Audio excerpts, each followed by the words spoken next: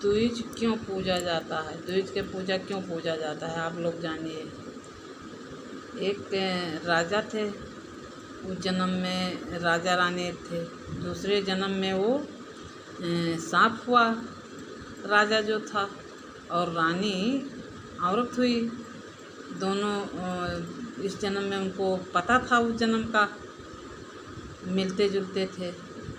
जब उस रानी का पति खेत में गया हल चलाने के लिए, तो वो सांप मिला।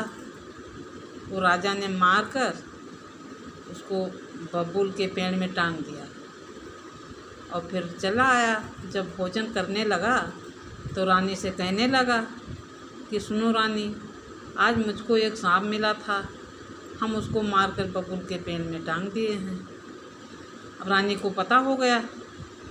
रानी उस सांप को ले आई, उसका तेल निकाला, उसका तेल चारों पावे में, चारपाई के चारों पावे में लगाया और दिया जलाया। हड्डी जो थी उसको गले में पहन लिया।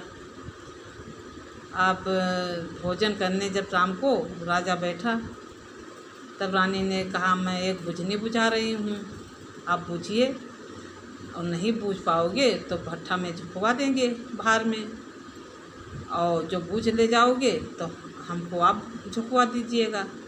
कहीं ठीक है। तो रानी ने कहा पीऊ खटिया पीऊ मचिया, पीऊ की तेल जले सारी रतिया, पीऊ की हाड़ गड़े मेरे छतिया, इसको बूझिए।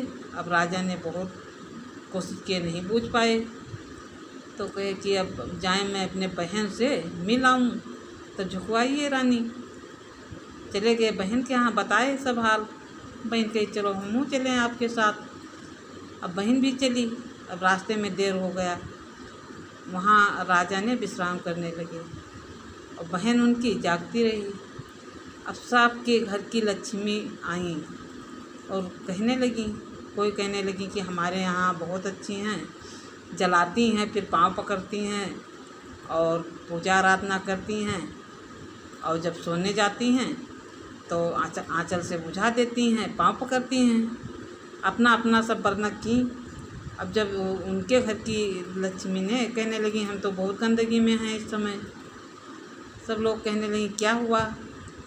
कहीं कि ये ऐसे बुझनी बुझाई थी और उस बुझनी को राजा नहीं बूझ पाए हैं। अब अपने बहन के यहाँ गए हैं, अब आएंगे तो बाहर में झुकवा देगी। उनकी बहन सुनती रही, उठी जगाई कि भैया उठो, अब बुझनी का हल निकल आया। जागी तो कहीं चलो बताएं। अब वहाँ गई तो बुझनी बूझ के बताती, तो रानी का भार में झुकवा दिए, और जैसे उनके बहन उनके रक्षा की वैसे सबके बहन सबके रक्षा करे। द्विज थी, द्विज पूजा, और उसी द्विज के इसीलिए द्विज पूजा जाता है, बहन भाई का रक्षा की। जय माँ लक्ष्मी।